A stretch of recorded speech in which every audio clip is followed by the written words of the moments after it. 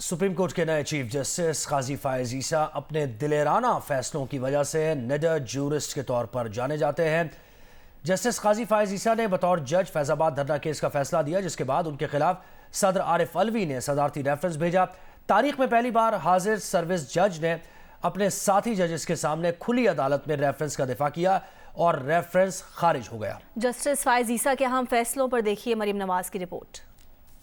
نئے chief justice Pakistan justice قاضی فائز عیسیٰ کی وجہ شہرت ان کے کئی اہم اور دلیرانہ فیصلے ہیں۔ بطور جج جسٹس قاضی فائز عیسیٰ نے میمو گیٹ کمیشن، سانحہ کوئٹہ انکوائری کمیشن، آرٹیکل 184(3) کی تجدید، فیض آباد دھرنا سمیت کئی اہم فیصلے دیے۔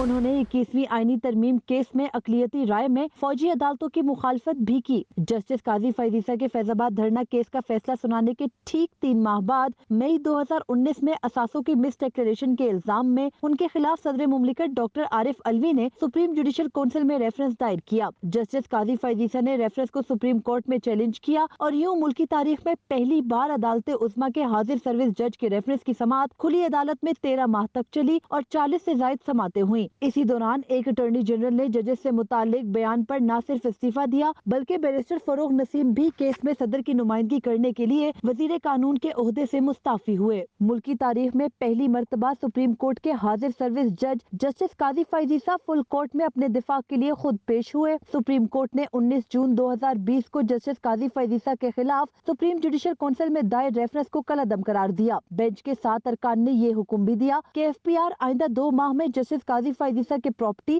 اور ٹیکس معاملے کی تحقیقات مکمل کر کے رپورٹ سپریم جوڈیشل کونسل کو بھیجے۔ اگر کوئی چیز سامنے آئی تو کارروائی کی جا سکتی ہے۔ تاہم نظر ثانی کیس میں FPR کو کارروائی سے روک دیا گیا۔ جسٹس قاضی فائز عیسیٰ نے 2021 میں PTI دور حکومت میں صحافیوں کو ہراساں کرنے سے متعلق از خود نوٹس لیا تو اس وقت کے چیف جسٹس گلزار احمد نے انہیں چیئرمین PTI اور ان کی حکومت کے خلاف مقدمات سننے سے روک دیا۔ اس کے بعد جسٹس قاضی فائز عیسیٰ کو سینئر جج ہونے کے باوجود کسی آئینی مقدمے کی سماعت کرنے والے بینچ میں شامل نہیں کیا گیا۔ مریم نواز، جیو نیوز، اسلام آباد۔